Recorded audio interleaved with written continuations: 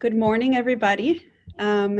We are very, very happy to be here today and welcome you to our webinar on the Survivor Inclusion Initiative's best practices. Today's presentation is hosted by the Finance Against Slavery and Human Trafficking Secretariat, which is housed at the Center for Policy Research at the United Nations University. My name is Alexandra Cerquone. I'm the External Relations Manager for the FAST program, and I will be introducing today's webinar and speakers. If you have any questions during the presentation, please enter it in the Q&A box located at the bottom of your screen. We will answer questions at the end of the presentation, time permitting. You are also welcome to contact us after the presentation. We will send all participants the contact information during our follow-up email and survey. Please note that this meeting will be recorded and distributed. Today's discussion will focus on the Survivor Inclusion Initiative and highlight one of the great relationships between our two main working groups. The first, survivor support organizations, and the second, financial institutions. With this webinar, we would like to highlight how they not only joined forces to be a part of SII, but also created their own working space to go above and beyond expectations to ultimately serve the people who need it the most, the survivors. As many of you already know, human trafficking and modern slavery affects about 40.3 million people around the world. This is one on about 185 people alive today, which makes it the third largest crime by revenue after drug trafficking and trade in counterfeit goods. The FAST Initiative, along with the governments of Liechtenstein, Australia, the Netherlands, and with Nobel laureate Muhammad Yunus, formed the commission with a range of different people from all over the world. These included two survivors, hedge fund managers, anti-slavery leaders, anti-money laundering institutions, and institutional investors. The FSC then came together and consulted worldwide to think about what the financial sector can do to mobilize against slavery and trafficking. The result was a blueprint document that was published in September 2019 at the UN General Assembly. And it resulted in the creation of 5 different goals with 30 different actions.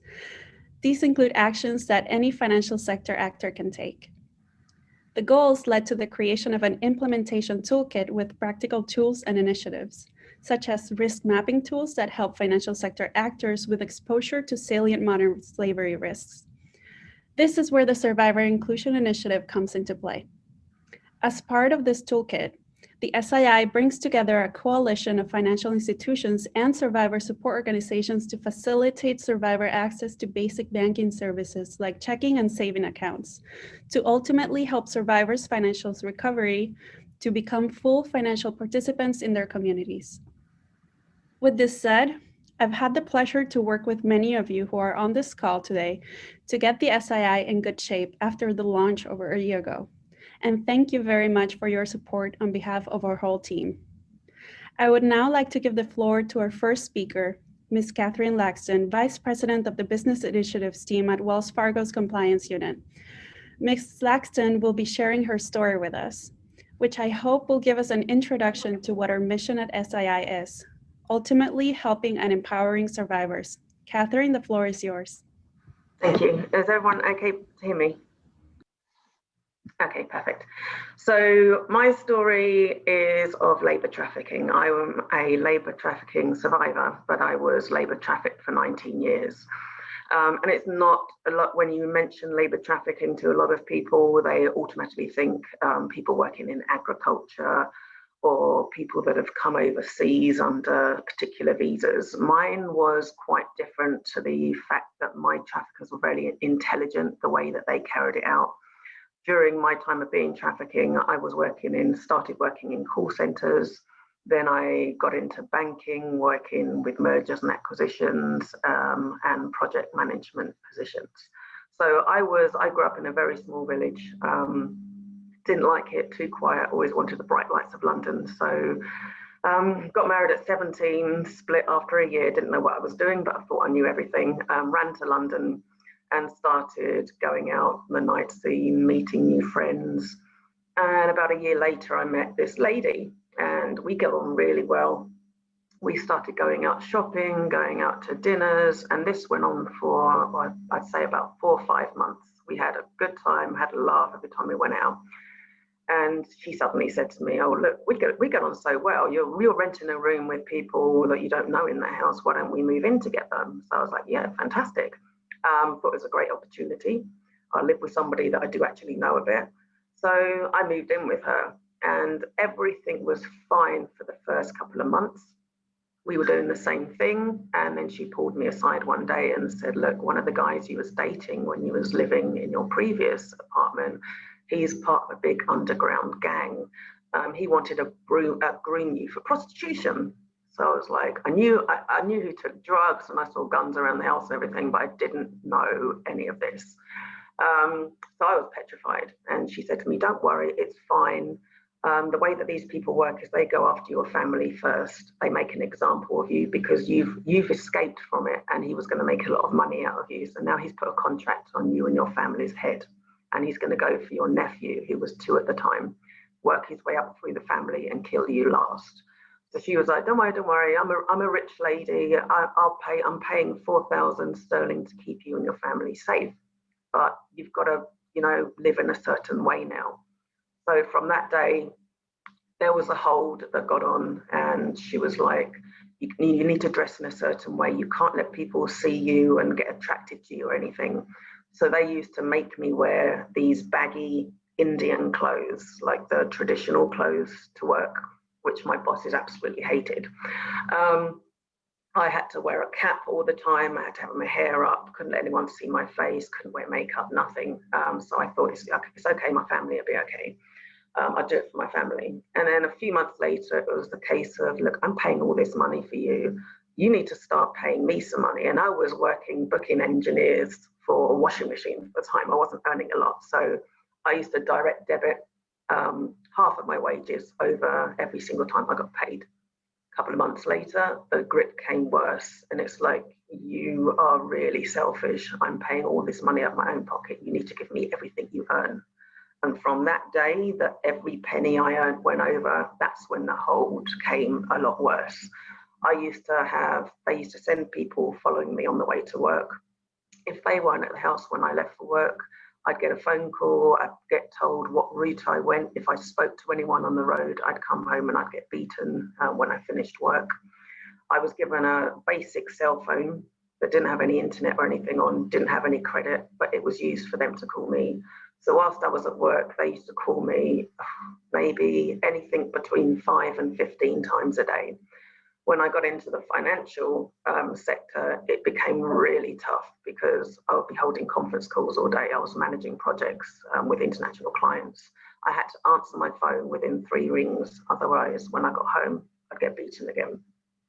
One of the worst occasions was I spoke to someone at work. They kept telling me that they paid people inside of my work to look at what I was doing. I thought maybe it was a lie at the time, but every time I spoke to somebody at work or had a laugh with somebody at work, had a joke or something, I'd come home and get beaten. They beat me so bad that from the waist downwards, my legs, my hips, my knees, everything was purple. I couldn't even sit down without screaming out in pain. And for them, they were very smart. If they beat you, they wouldn't do it from your neck upwards because you have to sit and work, and they didn't want anyone to know what was going on, to raise alarm bells or anything. But you could clearly see I was in pain when I was sitting down. I ended up being off of work for 3 months. Came back, I was demoted, had all my clients taken off of me, but it still went on. I had to, after the first year, I had to call them as soon as I get into work and email them. And I had to do that every single hour on the hour until I left work. I was timed to work. I was timed coming home from work. If I was late for any transportation reasons, I've never driven legally. So I've always taken public transport. There was always issues with public transport in the UK. So as the years went on, it got worse. I got malnutrition. I was very skinny, lost my voice, couldn't have any contact from day one with my parents or my family. They all thought I was dead. I didn't know until I got released that they were trying to search out PIs to try to hunt me down because I wasn't on social media. I couldn't do anything like that. Then I thought it all got a little bit better when I was working for the bank that I was previously working for, and they offered me a promotion into Charlotte. For some reason, I didn't have a voice at home, but I seemed to carve out a really good career for myself while I was at work. So they were happy because I was earning more money because it was a promoted amount. They wouldn't let me come over here on my own, of course. So 2 of them came over with me. And I thought maybe it's going to change now. Maybe it'll be better. And I'm in America. It's new. They'll be tied up with everything else. It wasn't the case. It was magnified 10 times. It was horrendous. I lived 7 minutes from my office. So the same thing happened.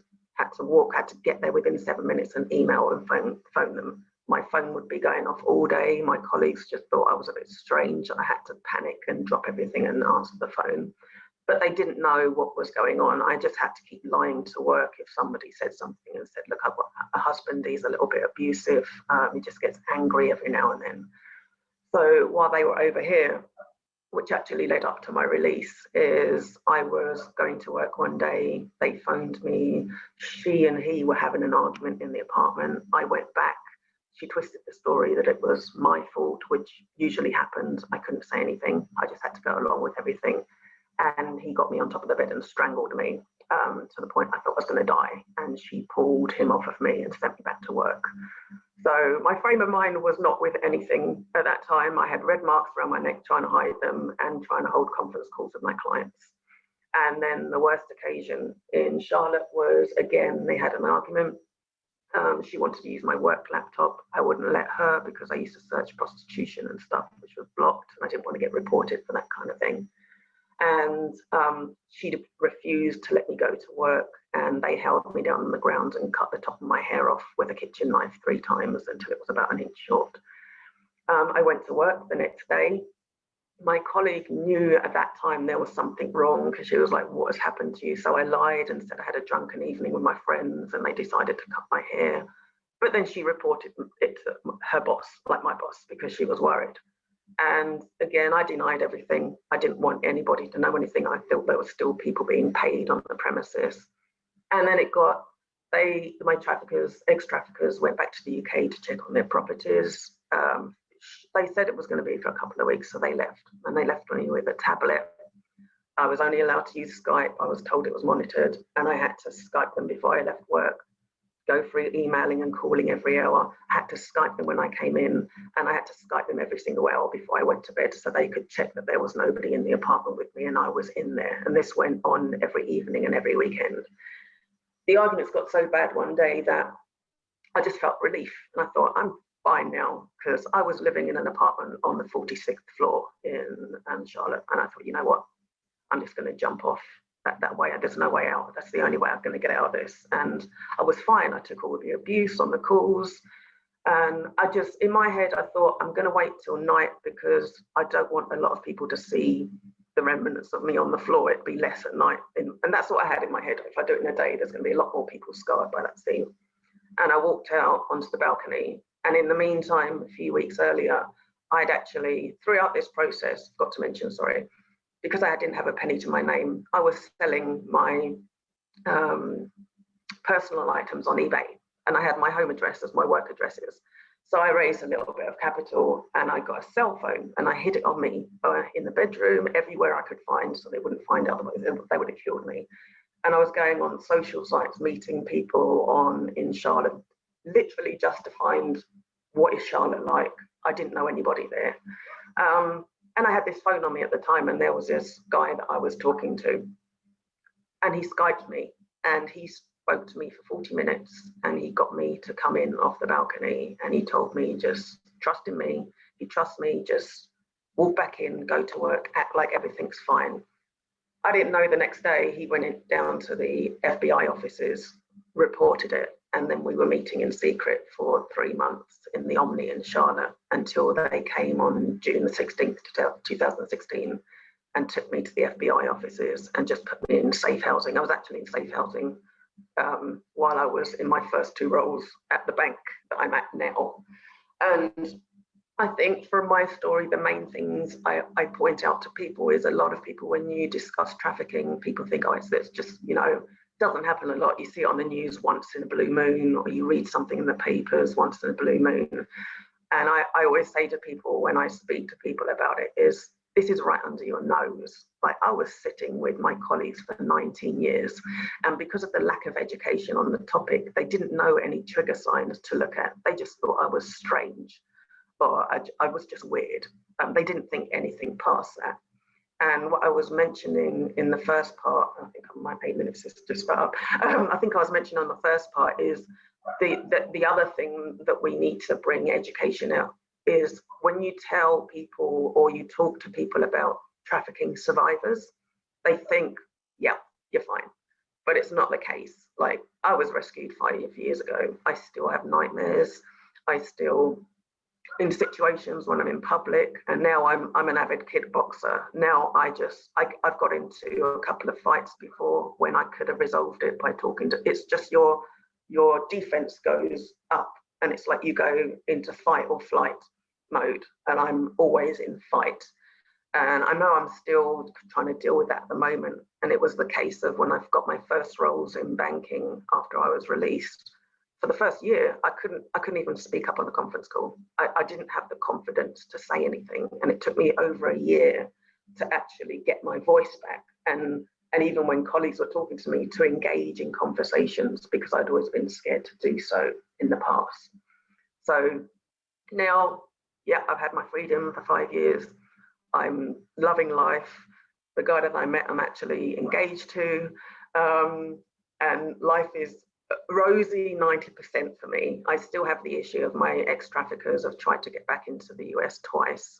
They've gone into JFK and been sent back to the UK. And for a trafficking organization, and that's where the fear is of people coming out to light, is if your biggest disrespect to these people is telling somebody, the ultimate disrespect is going to the authorities. So they look weak if you've escaped. And the only way they get their power back is if they kill you. It's that black and white. So I know I've always got that threat over my shoulders, which is one of the reasons why I started kickboxing, to try to defend myself if anything happened. And they've hired PIs in Charlotte that have been tracking me, trying to feed information to them. So I still have the FBI there. They're still, they let me know if anything happens and tell me to go underground for a little while. And I think that's the good reason why I have freedom with my job now, is that I used to work from home a lot pre-COVID anyway. So I'm not out and about in public. But I don't think you ever get over a situation like that. As much help as there is out there, everybody deals with something different. And that's the main point I wanted to highlight. It's not over when you're saved. That's like the beginning of the journey. And I'm grateful that I can be a part of this group, and I'm grateful that I have actually found my voice enough to speak out and be honest. Look, yeah, as much as I'm angry about what happened and I didn't get free soon, and the trauma that I went through and still going through now, I'm able to speak out and try to raise some kind of awareness and education for other people. Thank you so much, Catherine, for your intervention. And it just strikes, goes right to our hearts, right? That's why we're here. That's one of the reasons why SII was created, is helping survivors get back on their feet after they're trafficked. So with that said, I would like to proceed to introduce our panelists, Larissa and Gilberto. So let's start with Larissa Maxwell. She is the Director of Anti-Human Trafficking Programs for the Salvation Army and has over 16 years of working experience specifically with survivors of human trafficking and exploitation. Larissa leads 8 national anti-human trafficking programs, from safe houses and rehabilitation services, crisis outreach responses, to education, research, and survivor-led initiatives. Larissa was the first recipient of the Canadian Department of Justice Excellence in Victim Services Award in 2017 and is featured in the labor trafficking documentary Hidden in Plain Sight: Labor Trafficking, Farm Workers, and Migrant Workers in Canada. Larissa is a keynote speaker for agencies such as the Immigration and Refugee Board of Canada and CBSA, and an international advocate who has contributed to action plans, human rights development, and legislation for the protection and restoration of survivors. Our second speaker today is Gilberto Cedolia, Senior Manager for the Executive Office of Financial Crimes Risk Management at Scotiabank. Gilberto has acted as lead and co-developed the bank's Financial Access Project. Prior to joining the risk management function, Mr. Cedolia worked as an associate in the bank's U.S. corporate banking department. In 2020, he was selected as one of Scotiabank's Culture Catalyst Award winners for his contributions to social sustainability by promoting financial inclusion and financial literacy. Mr. Cedolia holds an Honors Bachelor of Arts in Philosophy and Communications from York University and a Master's of Business Administration from McMaster University. Larissa and Gilberto, thank you so much for joining us today, and the floor is yours. Great, thank you, Alexandra, and thank you, Catherine, for starting us off from that brave place today. It really frames the conversation with Survivor Central, so thank you so much for the privilege of hearing your experience and helping us frame this whole project. I'd like to start on the next slide here and get us going. One of the things that's come up as the Financial Inclusion Project launched was different organizations across the world, both nonprofits and financial institutions. They've asked a lot of questions. How do you run a project like this? What are the best practices? If you've already run a pilot, what have you learned? So today, Gilberto and I want to share what it looked like for us to develop a Canadian pilot. And it's actually spawned quite a few other projects that are on the go, as well as a permanent stream that's about to be launched. And so we want to give you kind of the higher level ideas and concepts, and then drill down into the details. So I'm going to start us off and share different relevant pieces, both for the financial institutions and the nonprofits. And then Gilberto is going to kind of get into the details of what it really looked like for a specific project that we have run. So I want to recommend, as a starting point, if you're thinking about launching a project like this, to think about a trauma-sensitive approach. So in most countries, there's an existing practice. It's called a trauma-informed practice, and it guides how you can help to create safety through basic competency of trauma and its impacts for those who have been affected. And it'll include things like best approaches, appropriate expectations for engagement, and even the use of language. So a survivor of trafficking, as Catherine has spoken about, may not be like a typical financial client that you're used to. Many survivors have experienced very complex trauma. Some have been removed from society for long periods of time in civic structures and systems. They might struggle in social skills or really lack a social network as a result of the trafficking experience. And I would say that to run a project like this, it requires a shift in mindset. We need to recognize that survivors of trafficking have been exploited for money. It is the currency that they have been potentially bought or sold or exploited for. So we actually have to start with reorienting that relationship to money, and finance will need to be reoriented as part of your inclusion initiative. So to run a project like this, you can expect to spend a little bit of intentional time to actually develop from a strong foundation. It's not just about offering services, it's thinking about this from a systems framework and offering the absolute best that we can, considering how we can mitigate risk, and also to look at your project as an ongoing kind of learning hub. As we launched our project, there was key learnings that continue to come up. So it wasn't just sort of a one-time launch and everything stayed the same. You want to be prepared to be adaptable. We also really want to recommend that you start with integrating survivor voice first. And this is where the NGO partner can come in, and we could take intentional steps for survivor voices such as Catherine's and others to really be heard front and central in the design of what you're going to launch. So at the Salvation Army and the projects that we have worked on, we actually conducted a confidential focus group with over 20 survivors. And those survivors have been exploited for labor, for sex, some for organs and tissues, and they were of all genders and experiences. And so before we even started the project, we heard from their needs and designed our inclusion project based on that versus just projecting what we thought they needed. And I'll say that was incredibly insightful because in fact, the survivors raised concerns and needs and ideas that we probably wouldn't have come up with ourselves.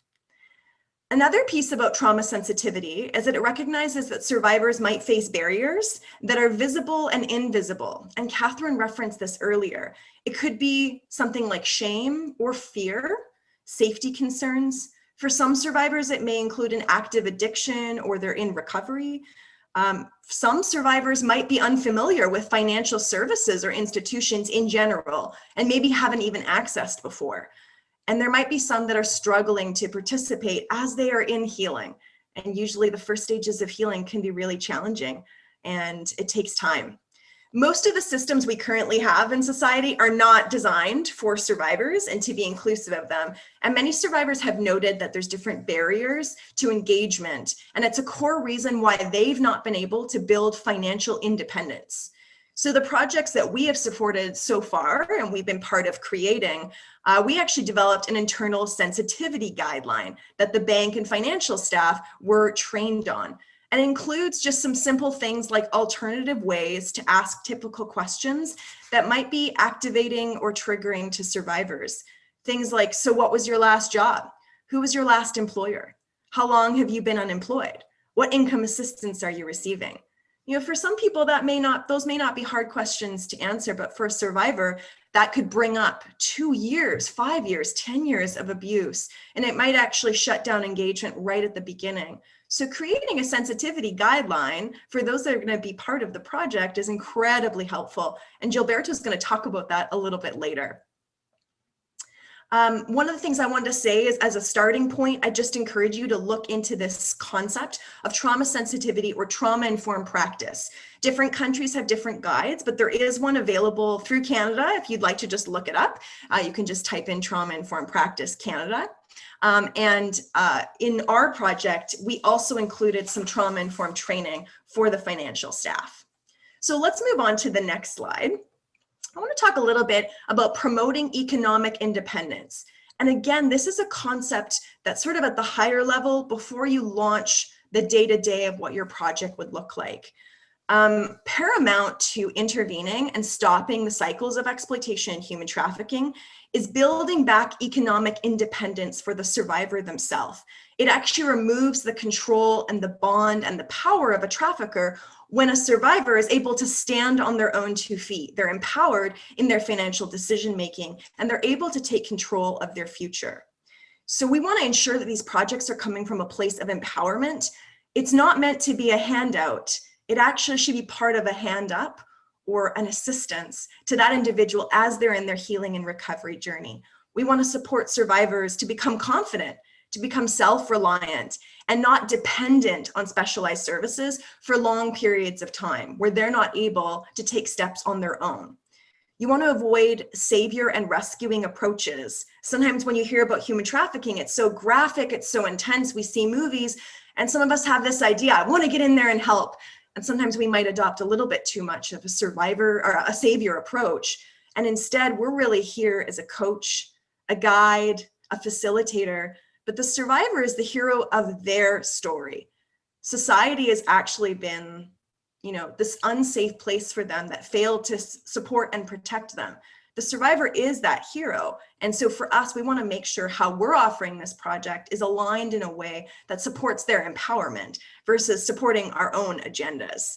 Some of the ways, for example, in our projects that we sought to do this was to offer services that would start out for free to allow survivors as they're building back their financial health to access, but putting a time limit on that, so that survivors can overcome financial barriers, but there's clear guidelines of when they would start to pay fees for services, when they can expect to budget for that, and start to integrate into services like other clients in a financial institution would. Because we want to do that, build back normalcy, versus they always have to access something specialized. We also have taken the time, which we're going to explain a little bit later, to evaluate the survivor's past financial experiences. Simple things like, did they ever have a bank account before? Have they experienced debt? Are they currently in debt? Have they learned financial skills, just some of the basics of financial skills? And I want to say some survivors have, but quite a few that we've walked with haven't had any access. And so just opening accounts or giving them kind of support to access financial services, it's not helpful without those skills being built there to help them navigate how to use them. Do they know the terms that are used in basic banking services? It is common for some survivors to have gaps. And so we want to see financial inclusion projects that take a step of responsibility to engage their personal development. So how can we set up their engagement in the project for success and not repeat past patterns? Part of the integration that we found that has been successful is to include financial literacy as a core component of the project and an avenue for survivors themselves to build SMART goals. So SMART goals are specific, they're measurable, they're attainable, they're reachable, and they're time-bound. Lastly, you want to consider how you, as an organization, whether you're a nonprofit or a financial institution, how you would communicate this project and the narrative that you share with the public.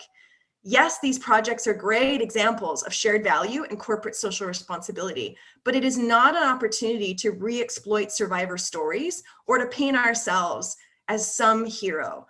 Let's centralize the survivor's resilience and our willingness to serve them to take their life back, instead of painting a survivor kind of hero narrative for ourselves. Let's center that on them and the steps that they're taking.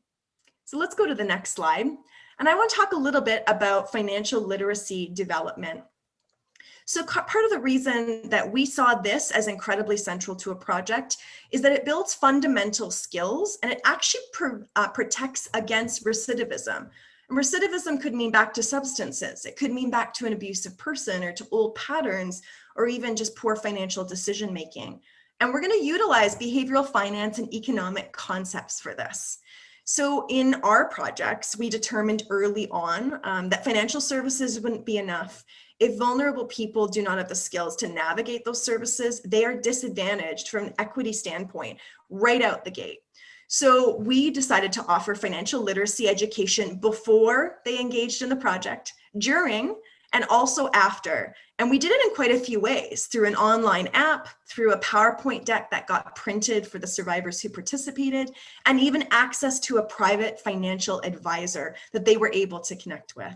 So some of the examples that we looked at, I can see a spelling error there, but checkings, savings, interest accumulation, protection against fraud, what kind of government savings programs or opportunities do they have access to, and how would they access online banking? So it's just making sure some of those basics are there so that survivors are able to access from an equitable point of view. Sometimes we take this for granted and might think, oh, someone's 21 years old or 31 years old or 45, they would know this. But we want to ensure that these projects are actually inclusive for all, and we're able to offer this kind of education. Another interesting thing you want to think about is that for many of you, you do come from a behavioral finance background. And so where can financial literacy education be offered in a variety of accessible formats to address some of the common behavioral financial pitfalls? So it could be something as simple as looking at sunk costs in areas where survivors are feeling really stuck or trapped and not able to move forward in their financial goals. We also might want to look at things like stress-bounded rationality or time-bounded rationality. So making decisions based out of crisis, based out of trauma, and how do we shift from that to making healthy financial decisions? We also see some other areas like endowment effects versus understanding opportunity costs. So I don't necessarily mean using all of these terms, but taking some of these into account and thinking, how could this project use some of the insights of behavioral finance to really develop skills and competencies in survivors that can affect them for the long term, not just a year or two? Let's go to the next slide. Another main question that's been asked of us is, how do you select a partner? And then what kind of training do they receive in order to offer this kind of project? So the unique part of the financial inclusion initiative is that it does require cross-industry collaboration. And this means a nonprofit organization or NGO, non-governmental organization, and a financial institution are going to partner together. In reality, that's not something that happens all the time in terms of a direct service project. And so it does require a few steps. We want to share what we learned. In terms of the nonprofit, you'd want to look for a nonprofit that has a charity registration number attached to the country of origin. So in Canada, we have a particular system, the UK has a particular system, so does the US. So you'd want to look for that they're a registered charity.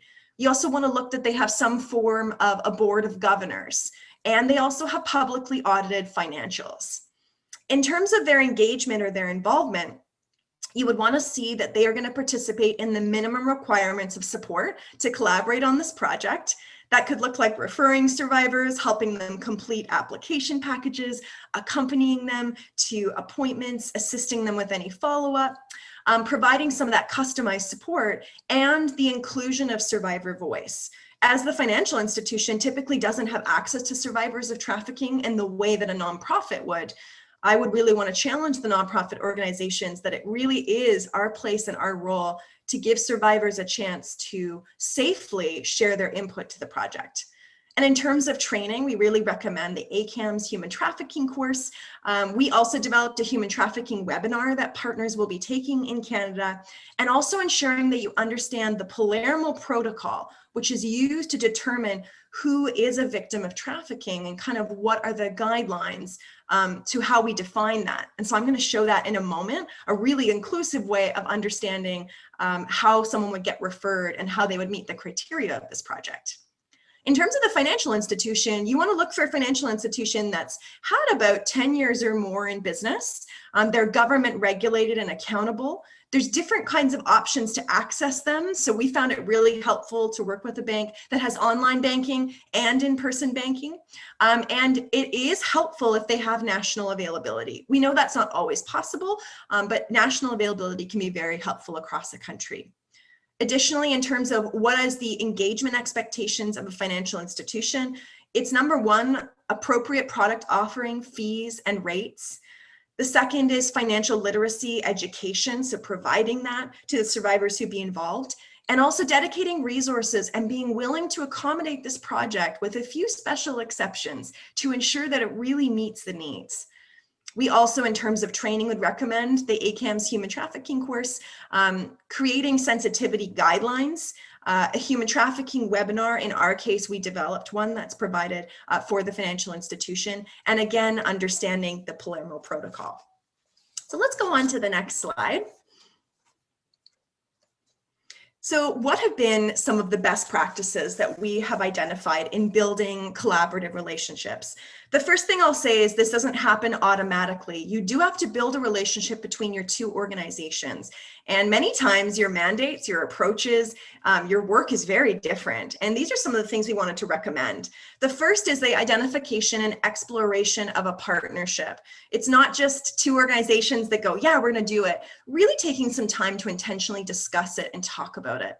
The second is to respect that you both come from different areas of expertise and you have something really unique to bring to the table. And we actually can learn from each other. For us, that's been one of the largest takeaways, is that our partner organization, Scotiabank, and us, the Salvation Army, we have built and fortified a strong relationship through this. And we've really learned from each other and put our heads together to come up with something unique. You also want to be approaching this from a mutual shared learning and understanding, meaning these projects are new. We don't have the best practice textbook or manual yet.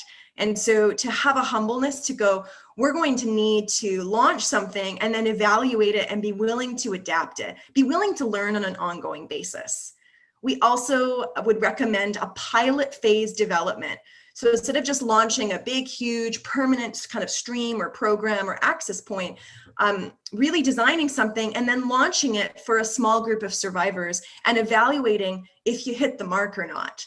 And we did this in our first project, and it was incredibly helpful. And the survivors themselves were really excited to be part of the pilot and to actually give their input into how it can be improved, whether it really did meet their needs, and whether there was opportunities we were potentially missing.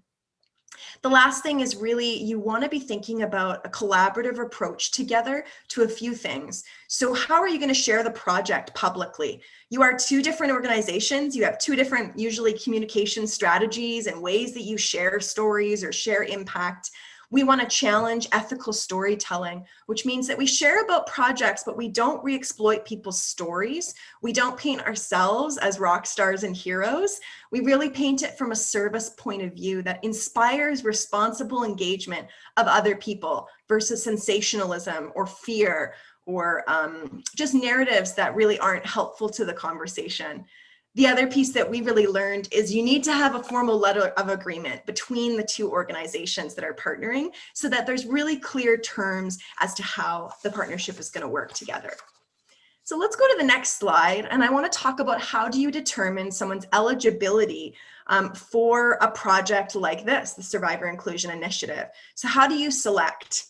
So I want to recommend that we utilize kind of the best practice standard that's developed through the United Nations, which is the Palermo Protocol. And this is where the countries of the UN came together in Palermo, Italy, and determined that human trafficking is really diverse. There's actually no human trafficking story that's exactly like another story. They're very unique and different. And so we need a bit more of an inclusive definition to understand who would be considered a survivor of trafficking. So at the very basics, human trafficking is controlling a person for the purpose of exploiting their labor, their sexual acts, or harvesting their organs and tissues. And by controlling them, you're making a financial gain and oftentimes a power gain. So the Palermo Protocol, I put up a visual here for you, identifies 3 key areas. Usually it sort of starts with an act. There could be a recruitment of a potential victim, a transport or movement, a transfer between people or groups. There could be a harboring or a receipt of person. So that's usually the real starting point. Then we move into the means. So there might be threat or use of force. Coercion is actually the most common area that we see because it's much more psychological and it's harder to physically prove. Abduction, things like fraud, especially when it comes to financial involvement. We see fraud quite a bit being used as a leverage point. Deception, an abuse of power or someone's vulnerability, giving payments or benefits as a result of that person's exploitation. So that's the means of how it's occurring. And what's the purpose? Why is all this happening? It could be for the prostitution of others or the sexual exploitation of others, forced labor, slavery or similar practices that we would call modern day slavery, the removal of organs and tissues, and other types of exploitation that we've seen, things like begging, gang and cult involvement. So the reason we like this definition is because it actually gives a lot of space for the different kinds of trafficking experiences. You could have someone who was recruited and transferred and coercion and deception was used and the purpose was sexual exploitation. You could also have an individual who was harbored. They used an abuse of power and threats or use of force, and the purpose was for forced labor. And so this really gives a sense of being able to be inclusive of who could be involved in this project. And I want to encourage and challenge organizations to accept all survivors of trafficking, not just those from particular experiences, those who've experienced labor, sexual exploitation, and the removal of organs and tissues. And so this is a really good definitive way to determine, so who gets to be in this project? Usually the nonprofit organization would use this criteria, the Palermo Protocol, as it's considered a best practice. So let's go to my last slide for today, and then I'm going to introduce our partner colleague. So I want to talk a little bit about where the nonprofit organization provides assessment, accompaniment, and support. So we're not just here to find survivors and refer them. For a nonprofit organization that specializes or works in human trafficking or development for vulnerable people, we really want to be following a trauma-sensitive approach, but we want to be offering development that really supports a survivor to successfully engage in this project. The worst thing that could happen is offering a whole bunch of services, but the survivor is not equipped or supported to really utilize it.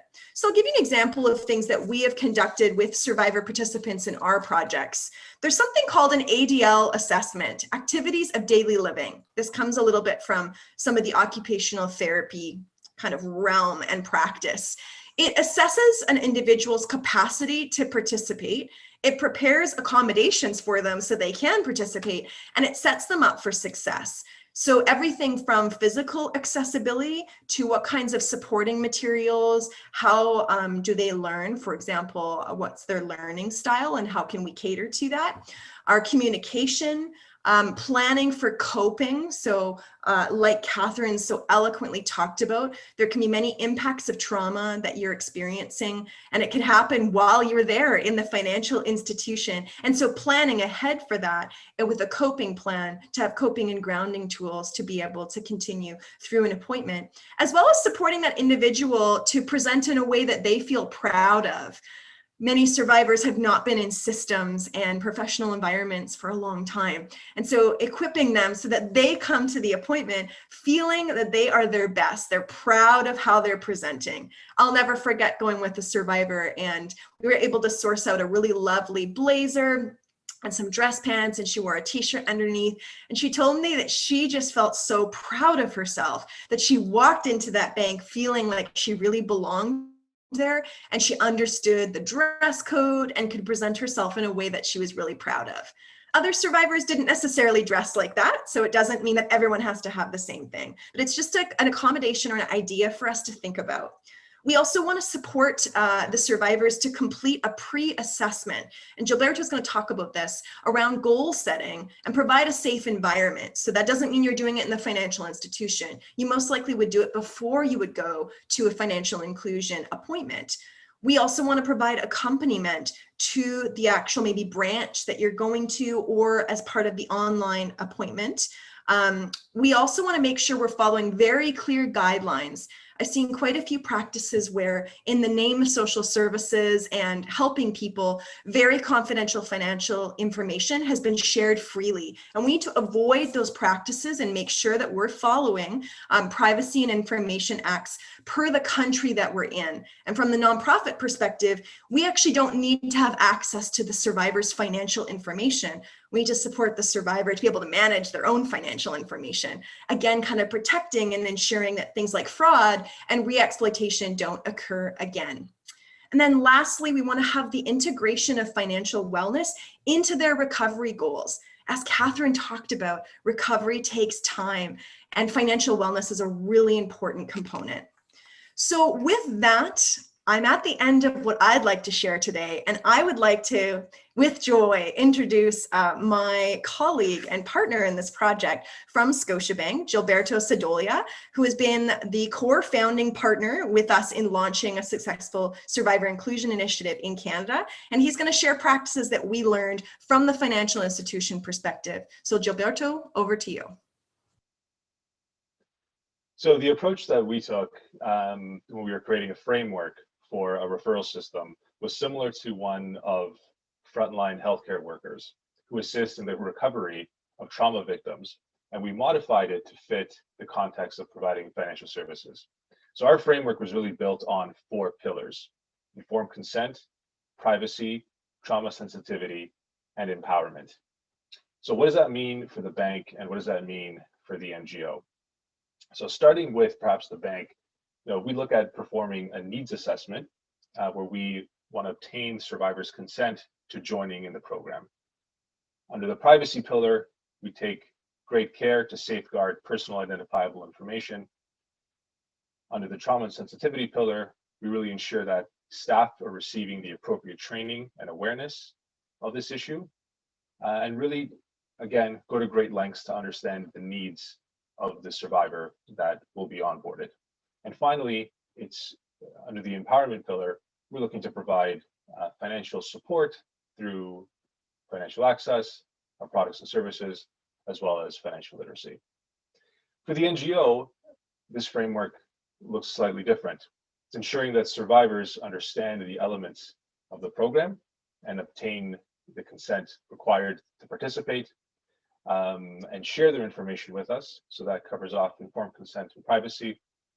Under trauma sensitivity, we really want to make sure that we're considering and accommodating the survivor's needs, and the survivors are aware of the professional setting that they might find themselves in when it comes to onboarding. And for empowerment, it's really the NGO who's working with survivors on ad hoc case management strategies and case plans to meet their financial outcomes. So we can go to the next slide.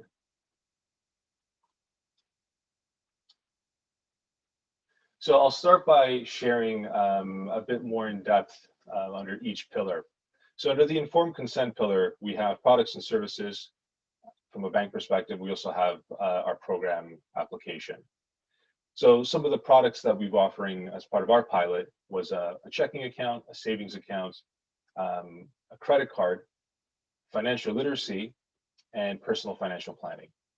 Under the program application form, this is really a diagnostic step that the bank can utilize to develop a holistic view of the survivor and provide details about the program where the survivor will understand kind of what they're signing up for, so to speak.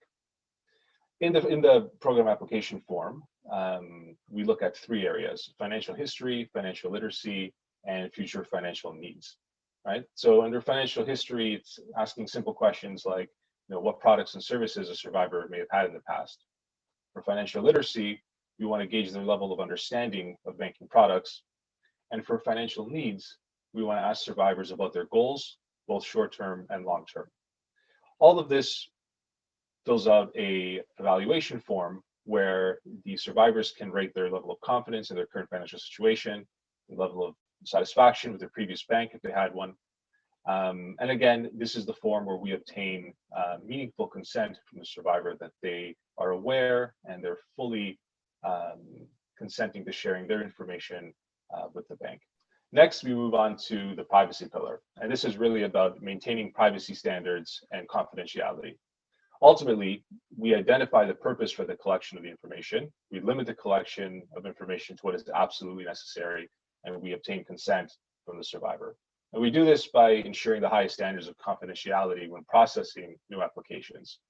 We also exercise discretion when opening a new account, including limiting notes on the account, not to make the survivor's past history or participation in this program immediately identifiable. You can move on to the next slide, please. So the next pillar is trauma sensitivity. And this falls under 2 categories. One is the selection of personnel, and the other is training. Under the personnel pillar, it's really important to work with the right retail branch and the right people within that branch. Right? You really want to make sure that you select a staff who can listen to an uncomfortable discussion, have that uncomfortable discussion perhaps, and someone who has really the right experience and background to deal with a population of survivors who may get onboarded there. Under training, again, we can break this down into 2 types. One is awareness training, the other is sensitivity training. Under awareness training, this is accomplished by leveraging a great course that's made available by ACAMS, which is the Association of Anti-Money Laundering Specialists. And together with FAST, they've developed a certificate course. This course provides an introduction to modern slavery and human trafficking and the financial footprints that it leaves behind. It also looks at emerging industry and statutory expectations relating to modern slavery and human trafficking risks, how to identify these financial footprints of modern slavery by looking at specific financial transactions, red flags, and key financial indicators. It's a great resource, and we're definitely excited to be using it.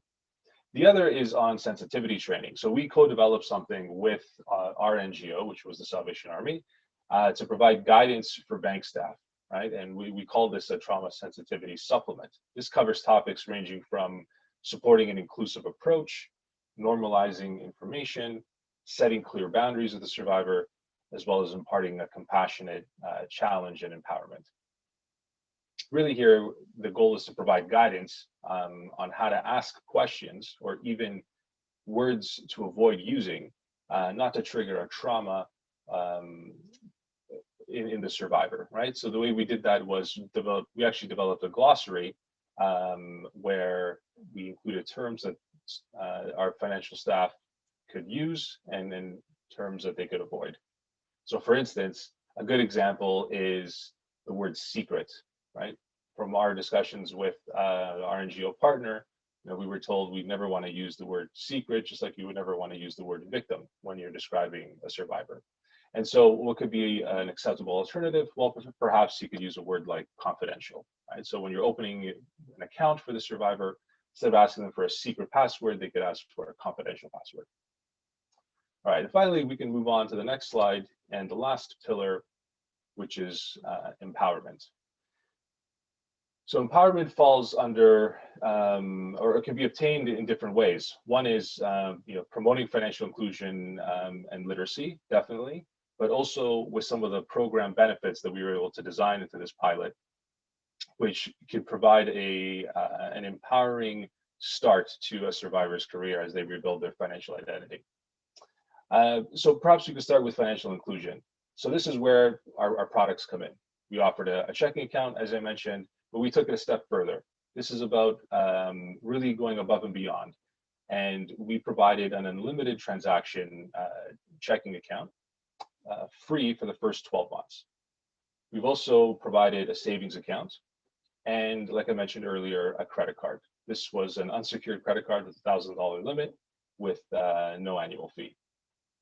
On the financial literacy side, what we did was we provided an overview of our products, features, functionality, how to use online banking, types of payment methods, how to set up direct deposit, how to set up automated payments.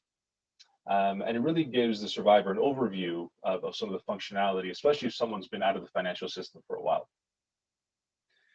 We also provided an introduction to the fundamentals of banking.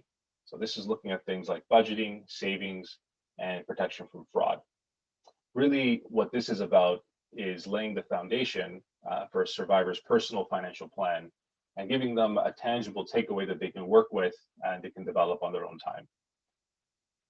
And then, of course, we had some additional benefits here.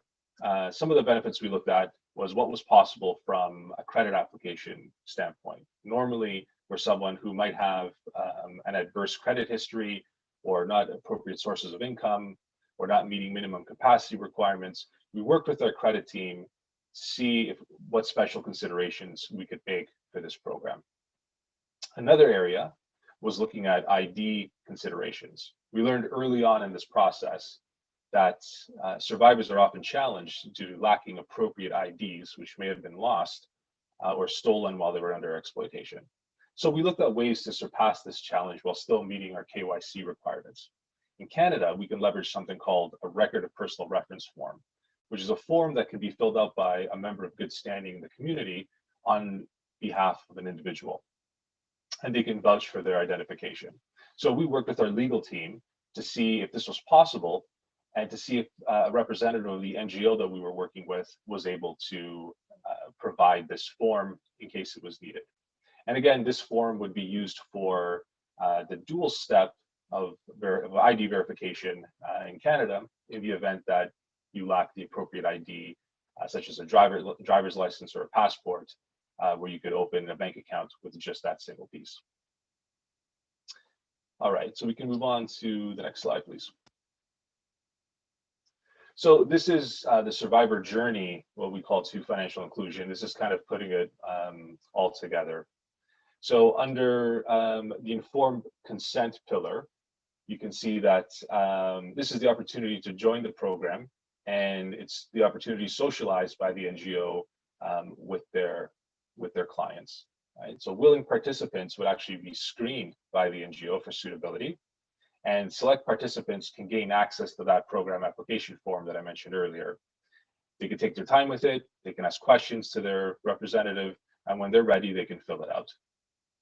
Moving on to privacy, this is where survivors take the form, they complete it, and they sign it, consenting to sharing their information with the bank. Again, this process meets privacy and personal data disclosure standards in Canada. I can't speak for other jurisdictions. The representative will then take that form and send it to a point of contact with the bank. That contact will then send it into what we have set up here as our financial investigations unit. We'll perform a name scrub and some enhanced due diligence to make sure that there's no reason why we shouldn't be onboarding the individual that's applied. Once we get the thumbs up and we can confirm acceptance, we move on to the next stage, which is trauma sensitivity. This is where the survivor actually books the appointment through the representative at the NGO with our branch. And that program application form then migrates to the branch and to the respective financial advisor who will be responsible for onboarding, right? And this is a key step because it gives the financial advisor a heads up in terms of the financial history, confidence, and financial needs that the survivor has. And therefore, when they do show up to the branch for onboarding, it'll facilitate a much smoother conversation. And finally, the last step is the actual appointment. This is, we've designed it in a way where the NGO representative will actually accompany the survivor to their first meeting, helping them alleviate any nervousness. The accounts are opened, the financial literacy discussion takes place, and the empowerment really begins from that point, right? This is the ability for the survivor to make a new connection to the community by meeting a banker that will be responsible for helping them. And it's really the first step towards their financial independence. So I've color-coded some of these boxes. This just shows sort of the different touch points as through the journey. Blue is a touch point that's NGO only. The red boxes are with the bank, and anything in green are sort of were assets that were co-developed between the bank and the NGO. So if we can move on to the last slide. So a couple of points on key learnings here. So like I mentioned, that the first one is the program application form. This was, again, an unintended but critical success factor of the program. Given the amount of information that can be gleaned from this asset, including identifying purpose, obtaining consent, as well as an initial assessment of the survivor's needs, it also facilitates a much better conversation at onboarding.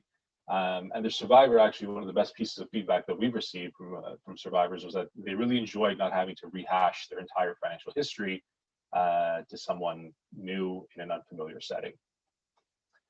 Next is NGO assessment and survivor suitability.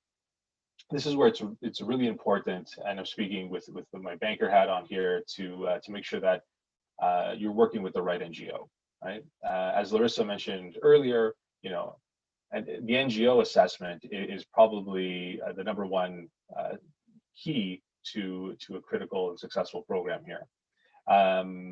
If the bank is working with the wrong NGO, it could put their reputation at risk, and frankly, vice versa. And also working with the wrong NGO means, getting survivors referred to you who really are not ready to take that next step of their life, right? They're not ready to reintegrate to society, hold down a job, live on their own. And therefore, it might actually increase chances of recidivism, which is something that, neither party wants. Next was trauma sensitivity. That was another key piece to the success. I can't stress this enough. It's vitally important. It provides so much context and background for the financial advisor. And it also facilitates a better conversation for the financial advisor to have that awareness, especially when it comes to the sensitivity issues, normalizing information that you might not want to, you might not hear on a daily basis, and understanding really, the survivor population and some of the sensitivities that are important to them. The next one is ethical communications. This is actually a really good problem to have, but it's something that you want to make sure that you get right when you're building this out and you're partnering with an NGO. Obviously it means that you've reached the stage where you can speak about the success of your pilot or your program, but you want to make sure that the NGO that you've partnered with is aware of sort of the communication approach that you want to take, and that you're not re-exploiting survivors or definitely re-exploiting the NGO in any of your communications. So it's just good to have a mutual understanding, and the way we did it was we just ensured that we launched our press release the same day, and we sort of had a heads up on what each party was going to say. And finally, evaluation. So evaluation, this benefits both sides, the bank and the NGO. I think each party should develop their own assessment metrics, on how they would want to measure success of the program. And this is really, could be key performance indicators or key risk indicators, but it'll allow you to keep track of what's working and what's not, right? Typically, we would make an assessment at the 6-month mark and the 12th month mark. And for banks, this could mean something like, understanding if the level of financial literacy has increased with respect to what was put down as a mark during the program application, or the level of their financial confidence for the survivor, if that's increased at all. All right, so I think I'm going to close off there, and I hope that you found this information valuable and are able to apply some of these elements to your own pilot or to your own program when you're designing your referral system. So with that, I wish you success in the development of your programs, and if you have any questions, please feel free to reach out. Thanks very much. Great, thank you so much, Larissa and Gilberto. That's a mouthful. We have to digest and try to live up to your standards. You are definitely a great partner organization for us. So we have one question in the Q&A box coming from Cassie. She asks, are Larissa and Gilberto able to share the sensitivity guidelines with other financial institutions? I think Gilberto and I talked about this, some of the resources. Can we just hand them out? One of the things we will say is we design them specific to these projects and the context of our organization. So what I would say is I think Gilberto or we're open to having a discussion and kind of talking you through the concepts. But I think at this point, we weren't planning to kind of share out those documents because they may not actually be as applicable to everyone, but we can kind of tell you what did we include and where did that tie into the trauma sensitivity framework. Each country is a little different in how they approach trauma sensitivity. So that's the other thing we want to be sensitive to. We framed ours in the Canadian context, and if you're in another country, it actually might look a little bit different, what's considered some of the best standards. Gilberto, do you want to add anything to that? Yeah, no, I totally agree.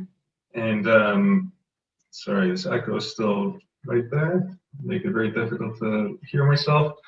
But no, I totally agree. Happy to jump on a call offline, set something up, and we can walk through not just the financial, the sensitivity piece, but even the program application, certain considerations we made there, and discuss any really one of the assets in more detail.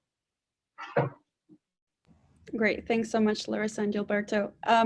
I would like to first, of course, thank both of you for speaking about financial literacy and its importance. And I would like to also take the opportunity to highlight our current SII work with one of our partners in the US, Bank of America, as we're putting together a 2-pager document, which will be released next year, hopefully in the first quarter, for our SII partners. And it will be a part of the welcome package that we're starting to put together for our participants.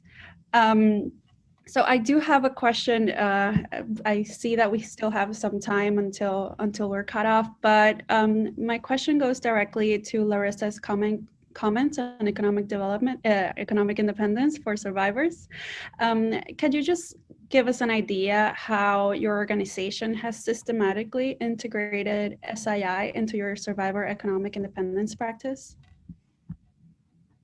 Absolutely. So from an NGO perspective, for us in the Salvation Army, our anti-human trafficking programs are called Illuminate, and we offer specialized, customized support to each survivor as they are starting their recovery journey. So we do something called psychosocial case planning and assessment with them, which means we look at the whole person, not just one area. And we often see that survivors are given counseling or a safe house, and that's important, but there's actually so many other areas. So the psychosocial model of care goes through 5 core areas, and we actually have integrated financial wellness and financial empowerment through a few of them. So the 5 key areas that we always look at with every survivor, and the survivor determines their own goals, not the goals we decide. So it's social, emotional, psychological, spiritual, and physical.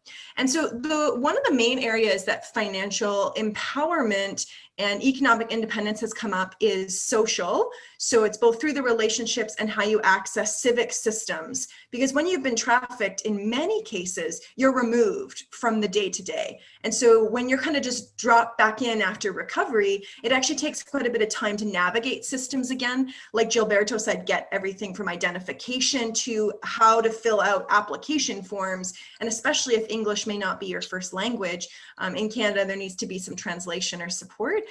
So what we'll do is integrate it right then. And we really look at kind of a here and now, a short-term and a long-term plan in terms of where you would like to see yourself financially. We have to remember that trafficking significantly impacts someone's economic opportunities. Most of the time, survivors tell me that I went into a trafficking scenario with nothing and I left with even less. That's the entire name of the game in trafficking, is to actually withhold any of the income that that individual is making, or the majority of it. And so when they leave, they're not in an equitable place for their age or for their place in life. So what we seek to do is to raise that up and recognize that we make financial decisions also within our relationships. So a big discussion we have with survivors is, if you were to date again or to engage in intimate relationships, or you have a family member who's dependent, what does that look like financially? Because when you've had so many boundaries crossed and you've had so many people treat you as though you're not equal, sometimes even your relationships can affect your financial wellness, because people could ask you for money or for loans or to join accounts, and we can end up recreating cycles of exploitation. So we actually look through varying levels with each survivor. And I'll also mention that doesn't happen in one meeting. It happens over time as you build trust and as that individual starts to feel like recovery is possible. Because the first few months after leaving an exploiter, as Catherine so eloquently shared with us, are really difficult. And it's not like it gets easier after those few months, but it's usually coming to terms with everything that you may have lost or not had the opportunity to have, and also starting again in a lot of different ways. And so we always start that small, and the economic development continues to grow, but we really do it from what we call a compassionate challenge perspective. We compassionately affirm survivors and use a strength-based approach that they can do this. They can take their finances back, they can get out of debt, they can learn to access financial services in a way that benefits them, they can get a student loan one day, they'll be able to get a mortgage one day, really affirming that for them, but also helping them with the day-to-day steps, which is where the challenge comes in. What does it look like to take responsibility? What does it look like to ensure that you put limits on how you use your finances so that you have control over money versus money having control over you? So that's a little bit of a bird's eye view to a bit more of what we call complex kind of case planning and development. For most survivors, that'll happen for a year probably. And then they're able to start on their own going, okay, I've got a budget, I've got a financial advisor, I've got an investment plan in the future, I've got school plans. And then they can kind of start taking those steps without us being as involved, which is the goal, is to build interdependence, not dependence. Does that make sense? Yes, perfect. Thank you so much, Larissa. My next question is for Gilberto. It relates to your last key learning, particularly on evaluation and how your financial institution is assessing success for the survivors who are taking part on your SII program. Can you tell us a little bit more about the metrics that you use in order to evaluate this success? And can you give us an idea on how survivors in the program are benefiting since you launched in 2019? Yeah, thanks, Alex. Great question. So we incorporated a few questions around financial literacy and really around financial confidence in the program application. And the way the survivors were able to input is we just made a very simple sort of scale from low to high, basically, or very low to very high. And they can just circle what they think that their level of financial literacy is, right, and understanding, as well as their confidence in their financial situation. So the idea is, like I said, after 6 months, to check in with them again, and this is actually done through a follow-up survey that Larissa would send out to her pilot participants that we worked with, and I can say yes, that in the answers that we've received so far, we've seen a significant lift. right? And part of the confidence comes from having that new relationship with the bank, and an understanding of what their independence is going to look like, and that's really based on their financial goals that they've set for themselves, right? So we can see a measurable lift in not only the literacy, but also the confidence, right? And if we can see that, I would consider that a success. Lovely. Thank you so much, Gilberto, for your answer and hard work on this. Okay, so we are wrapping up our event. Can you please move to the next slide, James? Thank you so much. To everyone for being a part of this webinar. If you're interested in finding more information on FAST, please visit our website at fastinitiative.org. You can also follow us on social media through Twitter and our LinkedIn pages under FAST Initiative, and tune into our Finance Against Slavery and Trafficking podcast on your favorite platform. Coincidentally, we will be releasing an episode on the Survivor Inclusion Initiative next week. The podcast is a part of a series exploring the connections between global finance and modern slavery and human trafficking, where we look at different ways in which the financial sector can harness its leverage to end modern slavery. Forced labor and human trafficking, bringing a roundup on the latest developments from environmental, social, and governance regulation to revealing research.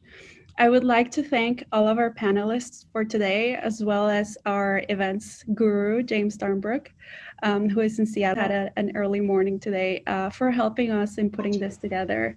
And last but not least, I wanted to thank all of our participants who took time from your busy days in this crazy year to hear us out and to be a part of this initiative.